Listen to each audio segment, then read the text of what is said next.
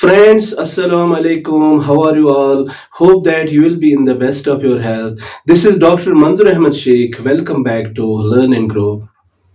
जैसे कि आपको पता है हम फाउंडेशंस ऑफ साइकोलॉजी का यूनिट सेकंड आजकल पढ़ रहे हैं और आज हम यूनिट सेकंड का लास्ट टॉपिक करने वाले हैं और हमारा जो आज का टॉपिक है वो है टेक्निक्स फॉर इम्प्रूविंग मेमोरी।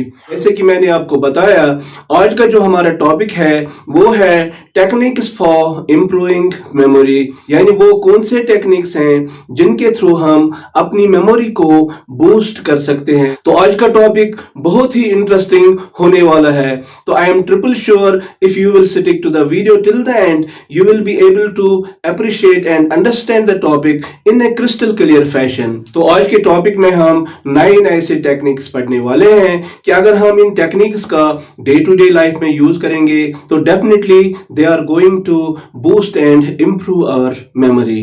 और एज यूजुअल टॉपिक के इख्तिताम पे मैं आपसे टॉप 4 क्वेश्चंस आज के टॉपिक के हवाले से पूछूंगा and the purpose behind asking these questions is to test your understanding about the current topic. तो चलिए आज का टॉपिक शुरू करते हैं। जैसे कि मैंने आपको बताया आज का जो हमारा टॉपिक है वो है टेक्निक्स फॉर इम्प्रूविंग मेमोरी, यानी वो कौन से टेक्निक्स हैं जिनके थ्रू हम अपनी मेमोरी को इम्प्रूव कर सकते हैं। तो यहाँ पे मैंने 9 टेक्निक्स लिए हैं। तो चलिए अब हम इन टेक्निक्स को वन बाय वन डिस्कस करते हैं। तो पहली जो टेक्निक है वो है pay attention to the information you want to learn or memorize। तो पहली टेक्निक जो मैंने ली है वो ये है pay attention to the information that you want to learn और मेमोराइज। तो इसका मतलब ये है कि जो भी इंफॉर्मेशन हमें लर्न करनी हो या जो भी इंफॉर्मेशन हमें मेमोराइज करनी हो तो उस इंफॉर्मेशन को सबसे पहले हमें मीनिंगफुल बनाना चाहिए। Then we should make that information the focus of our attention. तो इससे क्या होगा, जब हम इंफॉर्मेशन को 100% अटेंशन के साथ 100% फोकस के साथ लर्न या मेमोराइज करने की कोशिश करेंगे तो हम उस इंफॉर्मेशन को अच्छे से लर्न कर सकते हैं simply because of the undivided attention। तो चलिए अब हम दूसरी टेक्निक के बारे में बात करते हैं। हमारी जो दूसरी टेक्निक है वो है rehearse information in order to make the memory traces stronger। तो हमारी जो दूसरी टेक्निक है वो ये है रिहर्स और repeat the information in order to make the memory traces stronger. For example जब हम किसी इंफॉर्मेशन को लर्न करते हैं या मेमोराइज करते हैं, अगर उसके बाद हम उस इंफॉर्मेशन को रिवाइज नहीं करेंगे, रिपीट नहीं करेंगे, उसका रिहर्सल नहीं करेंगे तो क्या होगा, उस इंफॉर्मेशन के जो मेमोरी ट्रेसेस हमारे मेमोरी में बने हैं तो वो मेमोरी ट्रेसेस वीकन हो जाएंगे और कंसिक्वेंटली हम उस इंफॉर्मेशन को भूल जाएंगे। इसलिए जरूरी है जब हम किसी इंफॉर्मेशन को पहली बार लर्न करेंगे, उसको मेमोराइज करेंगे, उसके बाद हमें उस इंफॉर्मेशन को टाइम टू टाइम रिपीट करना चाहिए, टाइम टू टाइम रिवाइज करना चाहिए। तो उससे क्या होगा, उस इंफॉर्मेशन के जो मेमोरी ट्रेसेस हमारे मेमोरी में बने हैं तो वो स्ट्रॉन्गर से स्ट्रॉन्गर होते चले जाएंगे। नाउ द क्वेश्चन अराइज कि हम इंफॉर्मेशन को कैसे रिपीट करेंगे, कैसे उसका रिहर्सल करेंगे। तो मैं कुछ टिप्स इसके हवाले से बताऊंगा। पहली टिप ये है we can rehearse the information by repeating it to ourselves, यानी उस इंफॉर्मेशन को जो हमने ऑलरेडी लर्न की है उसको अपने साथ दोहराना।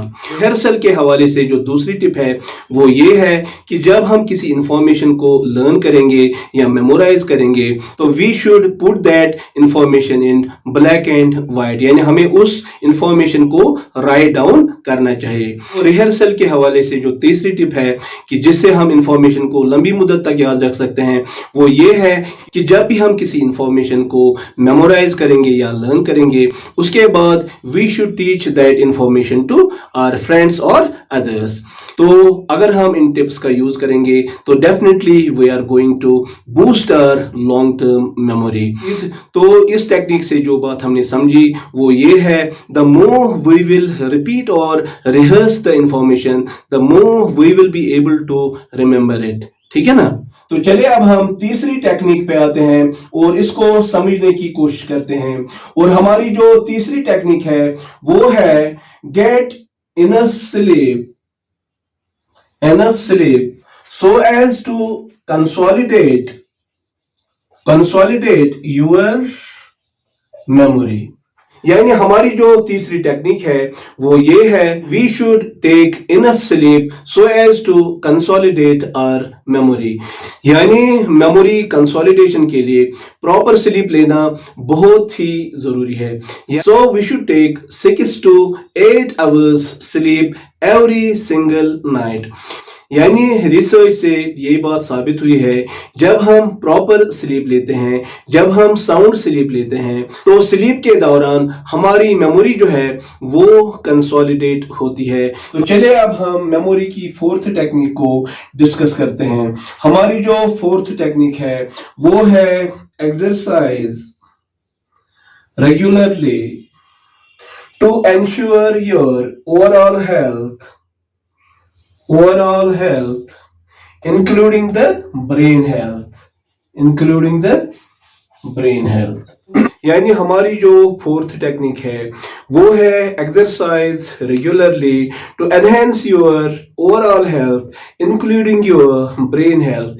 यानी एक्सरसाइज जो है ये हमारी ओवरऑल हेल्थ के लिए बहुत ही जरूरी है, इंक्लूडिंग आवर ब्रेन हेल्थ। तो हमें हर रोज एटलीस्ट 30 मिनट्स एक्सरसाइज कर लेनी चाहिए। एक्सरसाइज के बहुत सारे फॉर्म्स हैं, जैसे कि walking, jogging, running, brisk walking, cycling and swimming.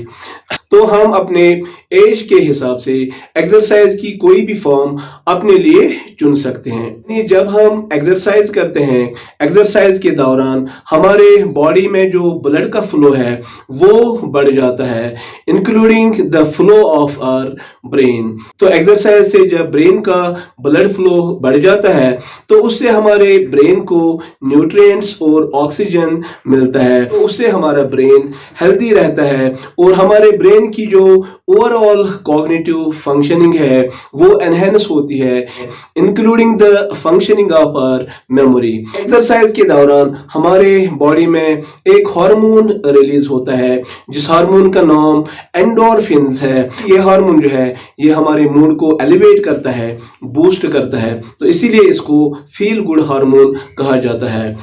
तो चलिए अब हम फिफ्थ टेक्निक को डिस्कस करते हैं और हमारी जो फिफ्थ टेक्निक है वो है challenge your brain by new things. It will help your brain to remain active and enhance your memory. और हमारी जो फिफ्थ टेक्निक है वो ये है कि challenge your brain by doing new things in order to stay active and enhance your cognitive functioning. हमें हमेशा अपने ब्रेन को चैलेंज करना चाहिए। तो जब हम अपने ब्रेन को नई चीजों से चैलेंज करते हैं तो उससे क्या होता है, हमारा ब्रेन जो है वो एक्टिव हो जाता है और हमारे जो मेंटल प्रोसेसेस हैं इंक्लूडिंग आवर मेमोरी वो एक्टिवेट हो जाते हैं, and with the result we are able to perform to the best of our abilities. तो चैलेंजेस से पहले अगर एक इंसान मामूली आदमी था तो चैलेंजेस के बाद वो एक गैर मामूली आदमी बन जाता है। Therefore, we should always take challenges as opportunities for growth। ठीक है ना। Now let us talk about the sixth technique. हमारी जो सिक्स्थ टेक्निक है वो है establish a routine to let your mind perform optimally optimally. यानी हमारी जो सिक्स्थ टेक्निक है वो ये है, we should always establish a routine to let our mind perform optimally. यानी जब हम एक रूटीन सेट करते हैं, एक शेड्यूल सेट करते हैं और फिर उसको फॉलो करते हैं तो हमारा माइंड जो है ये ऑप्टिमली परफॉर्म करता है। और रिसर्च से ये बात साबित हुई है कि जब हमारे माइंड को ये बात पता होती है कि कब मुझे कौन सा काम करना है तो उस वक्त हमारे माइंड की जो एफिशिएंसी है वो बढ़ जाती है। उस वक्त हमारा माइंड जो है ऑप्टिमली परफॉर्म करता है, इंक्लूडिंग आवर मेमोरी। ठीक है ना। तो अगर हम रूटीन को फॉलो नहीं करते हैं तो क्या होता है, कॉग्निटिव लोड बढ़ जाता है। विद द रिजल्ट हमारी परफॉर्मेंस जो है वो डिक्रीज होती है, डेटोरेट होती है। ठीक है ना।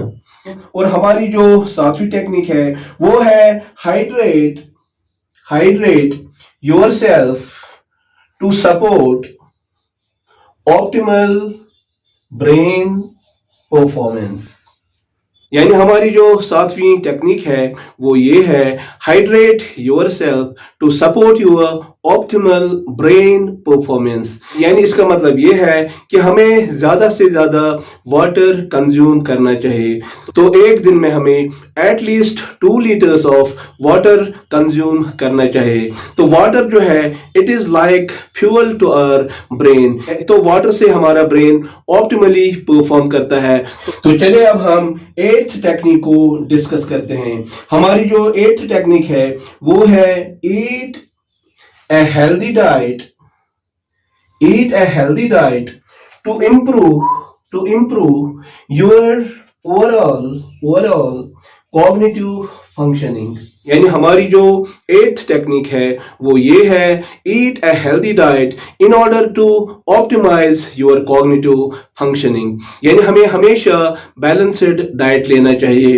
वो डाइट जिसमें प्रोटीन्स भी हों, जिसमें कार्बोहाइड्रेट्स भी हों और दूसरी चीजें हों। यानी बैलेंस्ड डाइट से हमारी ओवरऑल बॉडी को स्ट्रेंथ मिलती है, एनर्जी मिलती है और ये हमारे ओवरऑल कॉग्निटिव फंक्शनिंग के लिए बहुत ही इंपॉर्टेंट है, including the functioning of our memory. ठीक है ना। तो चलिए अब हम 9th और लास्ट टेक्निक को डिस्कस करते हैं। हमारी जो लास्ट टेक्निक है वो है organise information to make it easier to remember. यानी हमारी जो 9th टेक्निक है वो ये है कि हमें इंफॉर्मेशन को ऑर्गेनाइज करना चाहिए ताकि हम उसको फिर बाद में इजीली रिमेंबर कर सकें। ठीक है ना। Now it is time to ask you top 4 questions of today's topic. I hope कि आप इन क्वेश्चंस का आंसर ऑनेस्टली देंगे before seeing the answers below in the description box. तो आपके लिए जो पहला क्वेश्चन है वो ये है कि which hormone is known as the feel good hormone. के लिए जो दूसरा क्वेश्चन है वो ये है कि वो कौन सी टेक्निक है जिसके थ्रू हम अपनी मेमोरी ट्रेसेस को स्ट्रॉन्गर बना सकते हैं। और तीसरा क्वेश्चन जो आपके लिए है वो ये है कि वो कौन सी चीज है which is essential for memory consolidation. और फोर्थ क्वेश्चन जो आपके लिए है इसका आंसर आपको कमेंट्स सेक्शन में लिख के भेजना है। यानी आपको ये बताना है जो हमने 9 टेक्निक्स पढ़े इनमें से आपका फेवरेट टेक्निक कौन सा है। This was all for today's video. तो अगर आपको आज का टॉपिक अच्छा लगा, इंफॉर्मेटिव लगा तो आप आज के टॉपिक को जरूर लाइक करना, इसको जरूर अपने फ्रेंड्स के साथ शेयर करना। वो लोग जो चैनल पे नए हैं उनसे मेरी रिक्वेस्ट है कि वो मेरी चैनल को सब्सक्राइब करें। तो with these words I would like to thank all of you for watching this video till the end. Stay happy and blessed. Khuda Hafiz.